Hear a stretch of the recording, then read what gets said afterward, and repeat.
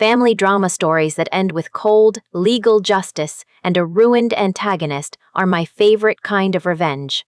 If the story you're about to hear moves you, hit subscribe to K6 Karma in the family. I stood at the altar in a dress that cost more than my first car, watching my future mother-in-law smile at me like she meant it. What I didn't know was that she'd already picked out the woman who would replace me in every wedding photo. And I had the voicemail to prove it. It started 3 weeks before the wedding, on a Tuesday evening. I was at my mother's house, helping her organize the guest list for the rehearsal dinner. My phone had died earlier that day, so I'd asked my mom if I could use her phone to make a quick call.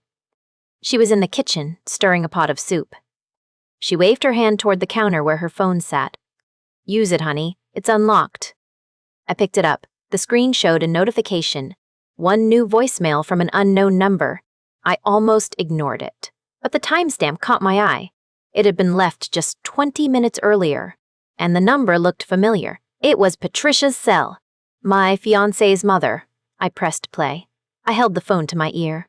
At first, I heard laughter. 2 voices, Patricia and Vanessa. They were laughing so hard they could barely speak. I felt my jaw tighten, but I didn't react. I just listened.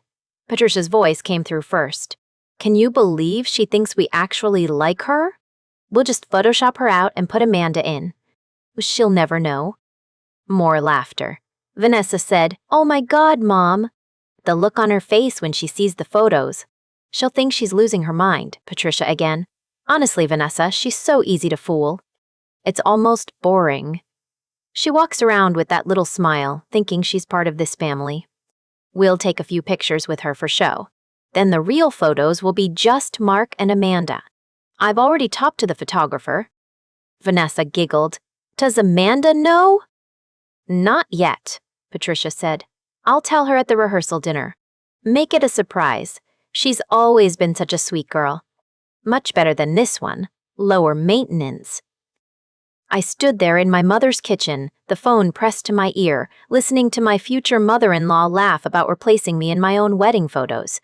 My mother was still stirring the soup, humming softly to herself. She had no idea what I was hearing. The voicemail kept going. They discussed which photos they wanted me in, the formal ones with both families, where my face could be swapped out later, and which ones they'd skip me entirely. They insulted my dress choice, my job in marketing, my family's house in the suburbs. They called me the placeholder. That one hurt, but I didn't cry. I saved the voicemail. I put my mother's phone back on the counter, exactly where she'd left it. I walked into the kitchen and sat down at the table. My mom looked at me. "Everything okay, honey?" I smiled. "Fine, just tired." She didn't push. She never did. That night, I replayed the voicemail at least a dozen times in my head. The words burned, but so did something else. A cold certainty. They thought they were so clever. They thought I was blind. They had no idea what I was capable of. I made a decision. I would say nothing. I would go to the dress fitting. I would smile at Patricia's passive-aggressive comments. I would let Vanessa gossip about me. I would be the perfect, trusting fiancé. And in the meantime, I would collect evidence. Because silence is not weakness, it's the calm before the storm. The next morning, I transferred the voicemail file to my phone. I listened to it one more time, committing every word to memory. Then I opened my laptop and started digging into the wedding accounts. My parents had contributed $15,000 to the fund. Patricia had access to the joint account. I wanted to see if she'd been as honest with the money as she pretended to be. It took me less than an hour to find the first discrepancy. A transfer of $5,000 from the wedding account to Patricia's personal account. The transaction was marked catering deposit. But when I called the caterer, they confirmed they had never received a deposit from Patricia. I felt my jaw tighten again, but I didn't confront anyone. I saved the screenshots, I made copies, and I smiled. By the end of that week, I had the voicemail, the bank statements, and a plan. Patricia and Vanessa thought they were 3 steps ahead of me, but they had no idea I was already at the finish line, waiting for them. I saved the voicemail, put my mother's phone back on the counter, and smiled. They had no idea I was already 3 steps ahead. The dress fitting was 2 days after I saved the voicemail. Patricia had scheduled it at a boutique in Oak Brook, the kind of place where the saleswomen followed you with clipboards and whispered about your credit limit. I arrived early. I wanted to watch them before they knew I was there. I saw them through the window. Patricia and Vanessa were already inside, seated on a velvet bench near the fitting rooms. Vanessa was scrolling through her phone. Patricia was talking, her hands moving in small, precise gestures. I couldn't hear the words, but I could read her body language. She was giving instructions. Vanessa was nodding. I pushed open the door, and the little bell chimed. Patricia's face transformed instantly. The sharp lines softened. The tight mouth stretched into a smile. "Claire, darling," she said, standing to air-kiss my cheek. "We were just talking about how excited we are." "Me too," I said. I smiled. I meant it. The fitting itself was a blur of fabric and pins and Patricia's commentary. She didn't like the train. She didn't like the neckline. She thought the price was excessive, which was rich considering she hadn't contributed $1. My mother had paid for the dress outright, and Patricia knew it. That didn't stop her from suggesting alterations that would cost more. "You want to feel beautiful," she said, running her fingers along the lace. "It's your day after all." I let her talk. I let her suggest. I nodded and smiled and said, "I'll think about it." The saleswoman caught my eye in the mirror and raised an eyebrow. I gave a small shrug. We both understood. After the fitting, Patricia suggested lunch at a cafe around the corner. Vanessa agreed immediately, already pulling up the menu on her phone. I agreed too. I had a different reason. The cafe was called The Rustic Pear. It had exposed brick walls and industrial lighting and sandwiches that cost $20. Patricia ordered a salad. Vanessa ordered a truffle fries appetizer. I ordered water. "Not hungry?" Vanessa asked, her voice pitched with fake concern. "I ate before," I said. "I hadn't. I needed my hands free." I had brought my phone, open to the voice memo app. I placed it face up on the table beside my water glass. The screen looked black, but I had set the recording to start with my earbuds, which were in my pocket with the wire tucked under my shirt. I squeezed the button once, felt the vibration confirm. It was recording. The conversation between Patricia and Vanessa was already in progress. They didn't bother with small talk. They assumed I was the kind of person who didn't notice. "Did you talk to the photographer?" Patricia asked, cutting into her salad. "I texted him this morning," Vanessa said. "He said he can do the edits in post-production. Just needs a reference photo. I'll send him one of Amanda from the Christmas party. She looked beautiful in that red dress." He did. I took a sip of water. I did not react. "What about the guest list?" Patricia continued. "Did you confirm with Amanda?" "She said she'd be there. I told her it was a surprise for Mark. She seemed flattered." "Good. Keep it vague. The less she knows, the better." I felt my jaw tighten, just slightly. Then I relaxed it. I took another sip of water. The truth was, I already had enough. The voicemail was damning. But this conversation, recorded on my phone with their voices clear and their words unmistakable, was another piece of the puzzle. It tied the photographer to the plan. It confirmed Amanda's involvement, even if she was an unwitting pawn. I let them talk for another 10 minutes. They discussed the placement of the photos on the wall. They discussed which shots would be easiest to edit. They discussed how to handle me if I asked about the proofs. "Just tell her the proofs are delayed," Patricia said. "Give it a month. By then, we'll have everything replaced." "She's not going to want to redo them," Vanessa said. "She won't have a choice. We'll say the photographer made an error. She'll blame him, not us." I drank my water. I said nothing. After lunch, I excused myself to the restroom. I stopped the recording. I saved the file. I listened to a few seconds through my earbuds, just to confirm the quality. It was clear. Every word. When I returned, Patricia was on her phone. She looked up when I sat down. "Everything okay?" she asked. "Perfect," I said. She smiled. I smiled back. That afternoon, I drove home and opened my laptop. I had access to the joint account my parents had set up with Patricia. My mother had been insistent on transparency. Patricia had agreed, reluctantly. She thought it was a courtesy. She had no idea I was already monitoring every transaction. I logged in.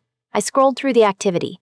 Most of it was legitimate, deposits from my parents, a deposit from Patricia that she'd claimed was her contribution, smaller than suggested, but present, and a few payments to vendors. Then I saw it, a transfer of $5,000 from the account to Patricia's personal checking. The transaction was marked catering deposit. I called the caterer. The number was on their invoice. "Hi," I said. "This is Claire Mitchell. I'm following up on a deposit from Patricia Ashford. Can you confirm receipt?" The woman on the other end paused. "I'm not sure what you're referring to. We haven't received any deposits from that name. Our records show your deposit came directly from Linda Mitchell."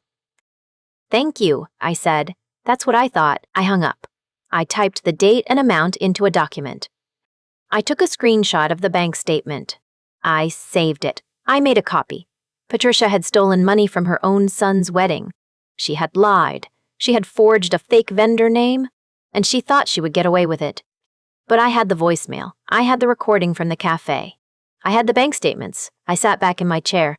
I looked at the 3 files open on my screen. Voicemail. Recording. Bank statement. I saved them all to a folder labeled Wedding. Then I closed my laptop and picked up my phone. I had one more call to make. I needed to verify something Patricia had said at the cafe. About the photographer. I found his number online. I called. He answered on the second ring. "Well?" "Hi," I said. "This is Claire Mitchell. I'm the bride for the Ashford wedding. I just wanted to confirm the arrangement for the photos."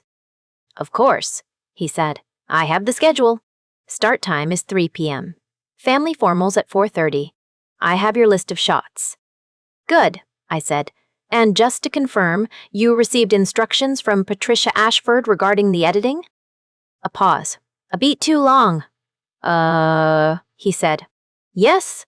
She mentioned something about a family collage. Alternate photos." "I see," I said. "Can you forward me those instructions? I'd like to review them." "Yours." He didn't ask why. That told me everything. I hung up and looked at my wall. 3 weeks before the wedding.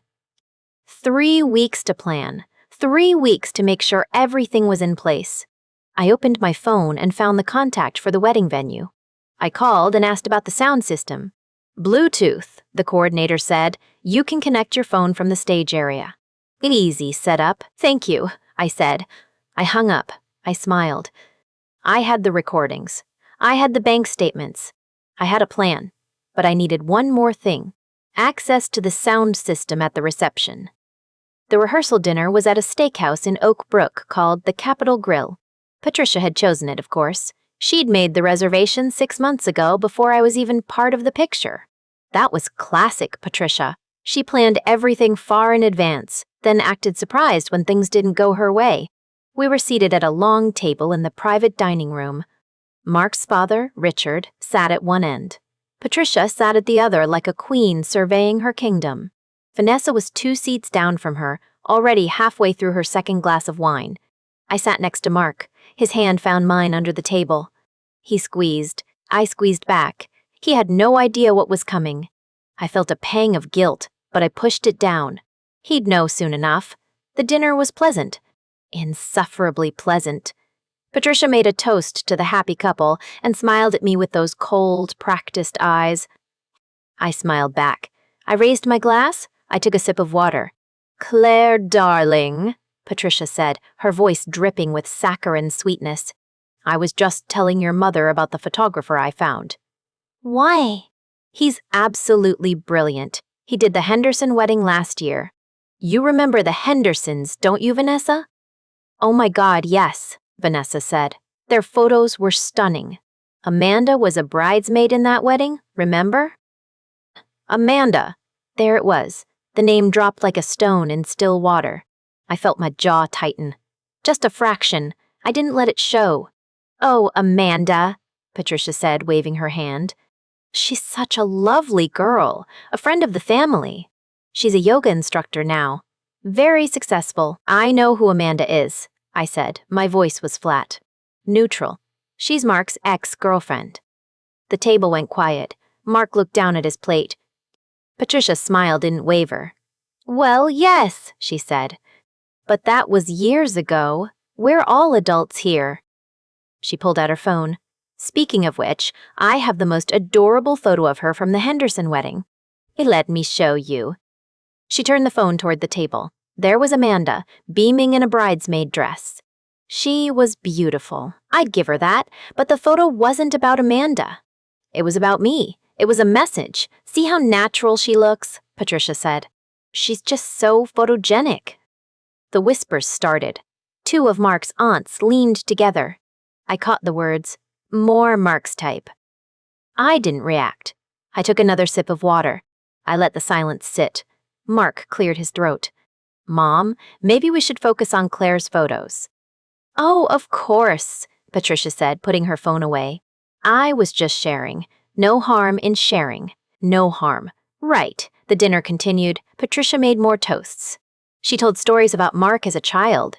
She mentioned Amanda twice more, each time with a pointed look in my direction. I smiled through all of it. I nodded. I said nothing. At 9 o'clock, I excused myself to the restroom. I walked down the hall, past the restrooms, and out the back door. The reception venue was 3 blocks away. I'd walked it earlier that day to gauge the distance. I knew exactly where I was going. The venue was dark. The front door was unlocked. The coordinator had left it open for the setup crew in the morning. I slipped inside. The reception hall was empty. Rows of chairs stacked against the walls. A dance floor polished to a shine.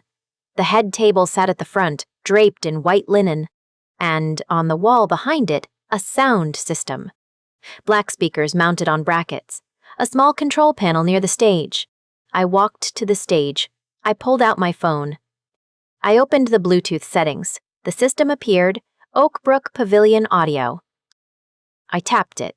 Connected. I opened my voice memos app. I found the recording. The voicemail. I tapped play. Patricia's voice filled the empty room. Can you believe she thinks we actually like her? We'll just Photoshop her out and put Amanda in. They'll never know. The words echoed off the walls. Cold. Cruel. Clear. I stopped the recording. I saved it to a folder labeled Wedding Music. I closed my phone. I stood there for a moment.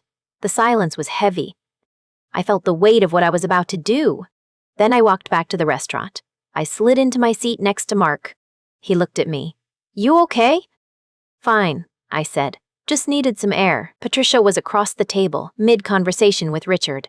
She glanced at me. I met her eyes. I smiled. She smiled back. I reached under the table and pulled out my phone. I typed a quick text to my mother. Tomorrow. Ready? The reply came in seconds. I've got the popcorn. I put my phone away. I took Mark's hand. I looked at Patricia. She was laughing at something Vanessa said. She looked happy, confident, victorious. I raised my glass. To family, I said. She raised hers. To family, darling. She had no idea what was coming. The morning of my wedding started at 6:47. I know the exact time because I was already awake when the sun hit the window. I lay there for a moment, staring at the ceiling. Today was the day. I had everything I needed. The voicemail was on my phone. The cafe recording was in a separate folder. The bank statements were screenshots, time-stamped, and saved. And the reception venue's sound system was waiting for me. Mark was still asleep beside me. I watched him for a few seconds. His breathing was slow and even. He looked peaceful. I wanted him to stay peaceful, at least for a few more hours. I got up and went to the bathroom. I looked at myself in the mirror. No tears, no trembling, just a calm, steady gaze. I was about to marry the man I loved. I was also about to destroy his mother's reputation in front of 150 guests. Both things could be true. My mother arrived at 8. She brought coffee and a bagel. She didn't ask if I was okay. She just handed me the cup and said, "You look ready." "I am," I said. My father came in a few minutes later. He was holding a small box wrapped in white paper. "Something borrowed," he said. I opened it. Inside was a silver recording device. Small. Discreet. Not much bigger than a thumb drive. I looked at him. He knew. I hadn't told him, but he knew. "Your mother mentioned you might need backup," he said. I hugged him. I didn't cry, I just held on for a second longer than usual. The hair and makeup artist arrived at 9. Patricia had insisted on hiring her. I let her work. I sat still while she curled and pinned and sprayed. I stared at my reflection in the mirror. The woman looking back at me was calm. Collected. Ready. Patricia came in at 10. She was wearing a silk robe and carrying a mimosa. She kissed my cheek. It felt like a betrayal pretending to be affection. Are you nervous, dear? She asked. Not at all. Good. You have nothing to worry about. She smiled. The smile didn't reach her eyes. I smiled back. No. She left. I watched her go. I thought about the voicemail. Oh, the laughter, the mocking tone, and I thought about what was coming. The ceremony was at 3. I got dressed at 2. The dress was white, lace, simple, it fit perfectly. I looked at myself in the full-length mirror. I looked like a bride. I felt like a general. My mother helped me with the veil. She stood behind me, meeting my eyes in the mirror. You don't have to do this, she said quietly. Kimmer. What you're going to? Kihas? She nodded. She didn't argue. She just squeezed my shoulders and said, then let's go. The car ride to the venue was quiet. I watched the suburbs of Oak Brook roll past. Trees, manicured lawns, brick driveways. Everything looked perfect. That was the point. Everything looked perfect. I arrived at the venue at 2:45. The coordinator met me at the door. She was young, efficient. She handed me a timeline. I glanced at it. Everything was on schedule. I walked to the bridal suite. Mark's mother was already there, standing with Vanessa. They were whispering. When I walked in, they stopped. Claire, darling, Patricia said, you look beautiful. Thank you. Vanessa smiled. Mark's going to lose it when he sees you. I smiled back. I hope so. They left a few minutes later. I sat alone in the room. I pulled out my phone. I checked the folder. The voicemail was there. The cafe recording was there. I opened the Bluetooth settings. The reception hall's sound system appeared in the list. I tapped it. Connected. I put my phone in my clutch. I closed it. I stood up. The processional music started. The doors opened. I saw the aisle. I saw the guests. I saw Mark standing at the altar, looking at me like I was the only person in the room. I walked. Halfway down the aisle, I passed Patricia. She was in the front row. She leaned over to Vanessa and whispered something. I caught the end of it.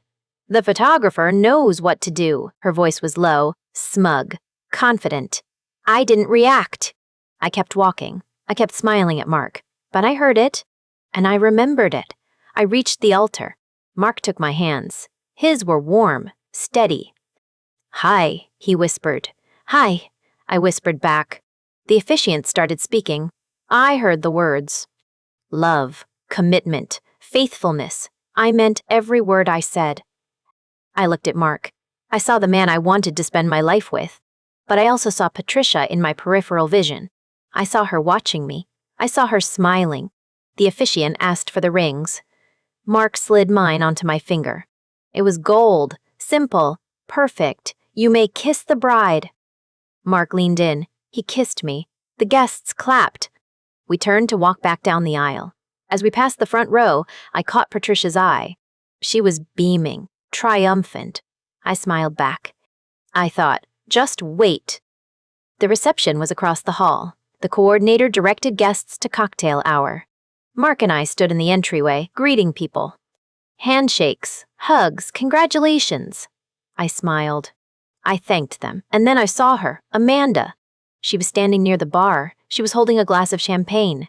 She looked uncomfortable. Her eyes met mine. She mouthed 2 words, I'm sorry. I didn't respond. I just looked at her. Then I looked away. I didn't know if she was part of the plan. I didn't know if she knew.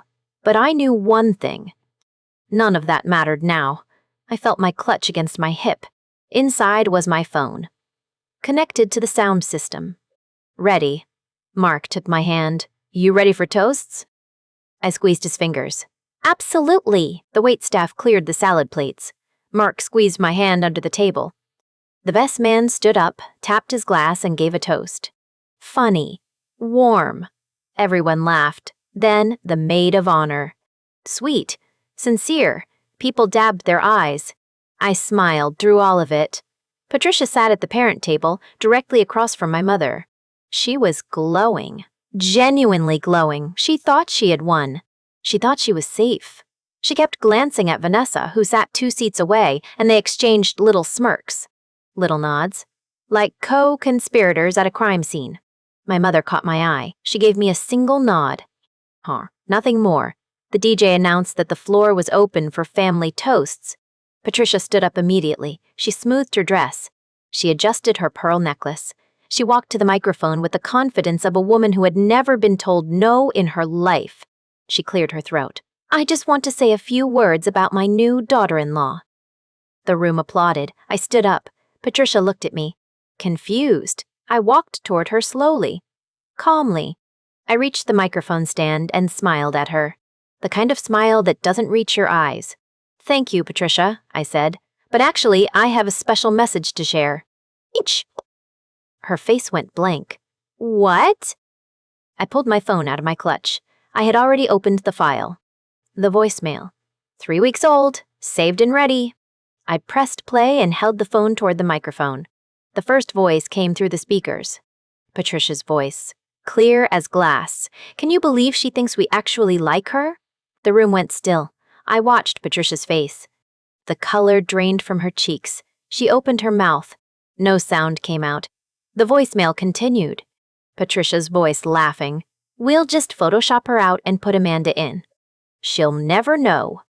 Vanessa's voice followed. Oh my God, Mom, that's genius. I know, Patricia said on the recording. She's so easy to fool, it's almost boring. The voicemail played to the end. The laughter. The insults. The casual cruelty of 2 women planning to erase me from my own wedding photos. Silence. Absolute silence. 140 guests. Not a single breath. Patricia lunged for my phone. I pulled it back. She grabbed for the microphone. I held it firm. Sit down, Patricia, I said. You're lying, she hissed. That's fake. That's edited. She edited it. I looked at her. I didn't blink. Would you like me to play the second recording? The one from the rustic pair? Where you told the photographer exactly which shots to ruin. Her face crumpled. Mart stood up. His chair scraped the floor. He was pale. He looked at his mother, then at me. Is that true? His voice was barely a whisper. Patricia stammered. Mark, sweetheart, it's not what you think. She's twisting things. Your mother would never… Mom, Mark said, louder now. Is it true? Vanessa was on her feet. Her face was red. She's making this up. Mom didn't mean it. It was a joke. A joke, I repeated. The word hung in the air like smoke. I turned to the guests. I held up my phone. I have the original voicemail file. I have a second recording from a cafe. I have bank statements showing Patricia transferred $5,000 from the wedding fund to her personal account. Marked as a catering deposit. The caterer never saw a dime. Gasps rippled through the room. Patricia started backing away. This is ridiculous. I'm leaving. Come on, Vanessa. The venue manager appeared, a tall man in a black suit. He had been standing near the bar. He walked toward Patricia with the quiet authority of someone who had dealt with disruptions before. Ma'am, I'm going to ask you to leave. Patricia pointed at me. She's the one who… The recording speaks for itself, the manager said. Please collect your things. Vanessa was crying now, actual tears, ugly crying. You can't do this. This is my mother. We're family. I didn't answer her. Patricia turned to me. Her eyes were wild. You'll regret this. I smiled. The same smile I had been wearing for 3 weeks? The same smile that had fooled her into thinking I was weak. Oh, sweetheart, I said. We haven't even started. The manager guided them toward the exit. Patricia tried to shake him off. He didn't let go. Vanessa followed, sobbing, her heels clicking against the floor. The door swung shut behind them. Silence again.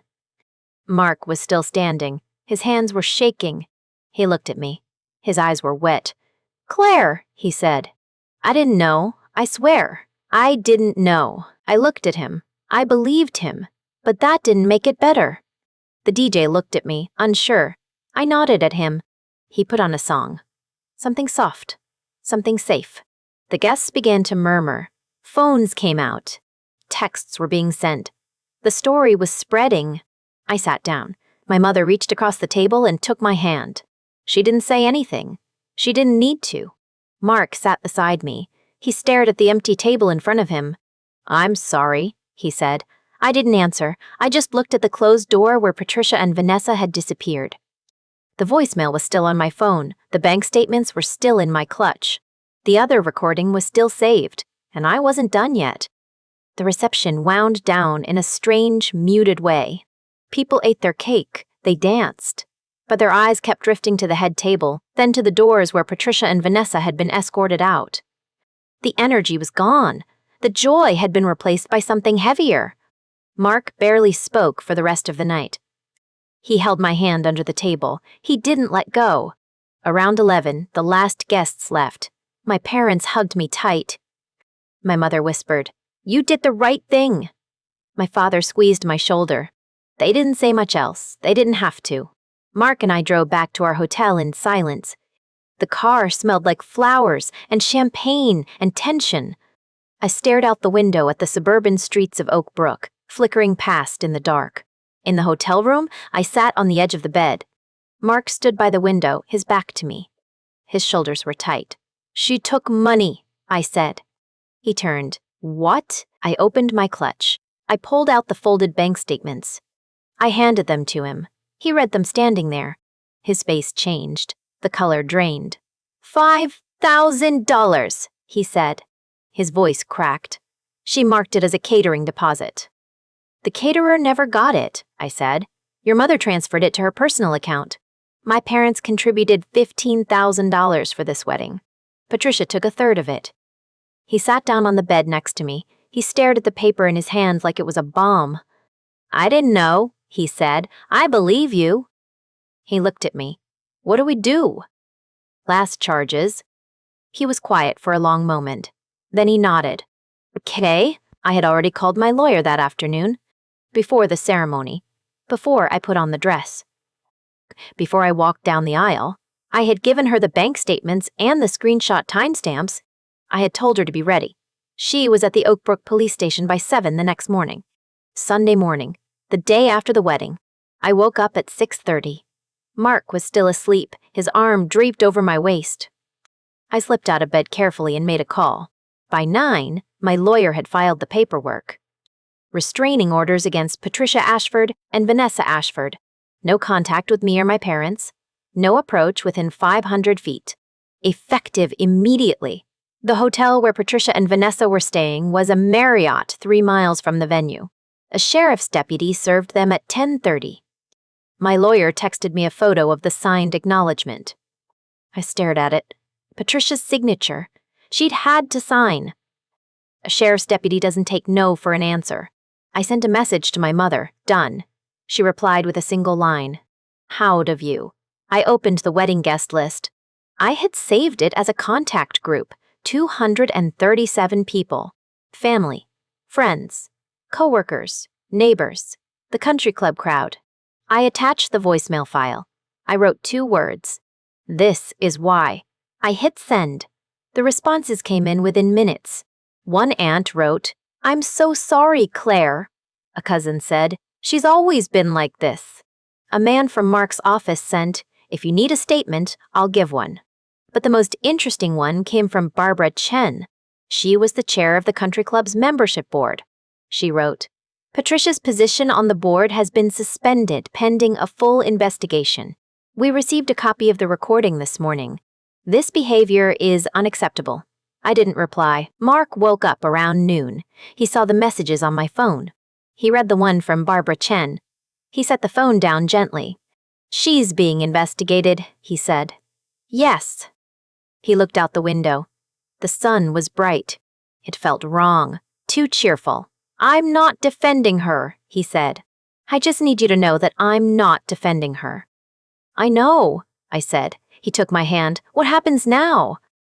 "We go to counseling," I said. We set boundaries. No contact with your mother or sister for at least a year. We rebuild from there." He nodded. He didn't argue. The hotel room was quiet. My phone buzzed. A new message. I looked at the screen. It was an unknown number. I opened it. "Claire, it's Amanda. I have your number from the wedding RSVP list. I need to talk to you. Please." I had no idea. "I want to help." I stared at the message. Mark noticed my expression. "Who is it?" I didn't answer right away. I just looked at the name on the screen. Meta.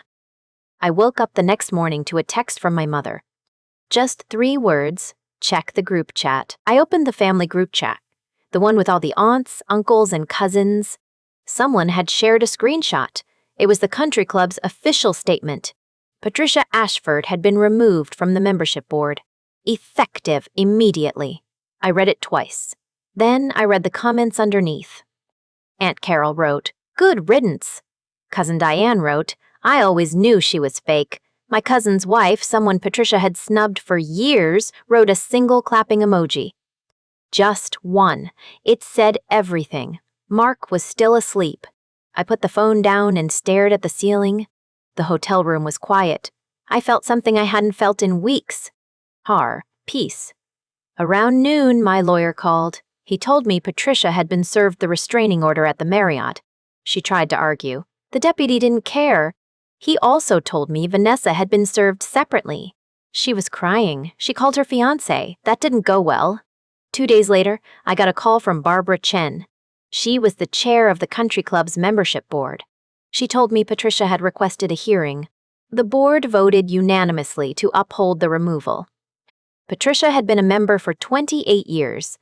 She had been on the board for 12. Gone. Her behavior was a clear violation of our code of conduct, Barbara said. She paused. "I'm sorry you had to go through that, Claire." I thanked her. I didn't say anything else. By the end of the week, I heard through the grapevine that Vanessa's fiancé had called off the engagement. He had seen the recording. Someone sent it to him. He watched it. He called her that night and told her he couldn't marry someone who treated family that way. I didn't gloat. I just noted it. Mark and I started counseling the following Wednesday. The therapist was a woman in her 60s with silver hair and kind eyes. She asked us why we were there. I let Mark speak first. He talked for 20 minutes. He said he was sorry. He said he didn't know. He said he should have known. The therapist asked me how I felt. "I feel like I still chose him," I said. "But I also chose myself. I won't apologize for that." The therapist nodded. She asked if we were willing to enforce the no-contact boundary. I said yes. Mark hesitated, then said yes. We signed a written agreement. 1 year. No calls, no texts, no family gatherings. If we broke it, we would revisit the commitment in therapy. I felt him squeeze my hand. I squeezed back. "That Saturday," Mark's father called. Richard had never been warm, but he had always been fair. He asked if we could talk. I handed the phone to Mark. They spoke for 10 minutes. Mark came back to the kitchen with red eyes. "He's cutting her off too," Mark said. "He said he can't live with someone who lies like that." I didn't say anything. I just put my hand on his back. A month after the wedding, we retook the photos. My mother organized it. We invited only the supportive guests. A small group, maybe 30 people. We went to the Arboretum in Oak Brook. The same photographer from the wedding agreed to work for free. He said he wanted to do something right. Amanda showed up. She walked up to me before the shoot. She looked nervous. She was holding a small bouquet of white roses. "I didn't know," she said. "I swear, she called me and said Mark wanted me there as a surprise. I thought it was strange, but I didn't want to cause drama." "I'm so sorry," I looked at her. She seemed genuine, tired, humiliated. "I know," I said. "You didn't do anything wrong." She handed me the bouquet. I took it. We stood there for a moment. Then she hugged me. It was quick and awkward, but it was real. The photographer asked us to gather for a group shot. Mark stood next to me. My parents stood on my other side. Amanda stood at the edge, smiling. It was strange. It was also exactly what I needed. 6 months later, the photos hang in our living room. 1 large frame, 3 smaller ones. Mark and I are laughing in one of them. My parents are holding each other. There is no Photoshop. There is no replacement. There is just us. Patricia and Vanessa didn't come to the retake. They didn't reach out for another 2 months. When they did, it was through a lawyer, a letter asking for contact. I wrote back one sentence. I wish you well. That's all I can offer. I never heard from them again. Mark still struggles some days. He misses his mother. He misses the idea of her. But he doesn't contact her. We talk about it in therapy. We hold each other. We move forward. I learned something through all of this. Silence is not weakness. Sometimes the most powerful move is to let your enemies dig their own grave, then hand them the shovel. Thanks for listening to my story. If you liked it, please like and subscribe for more. I'll see you in the next one.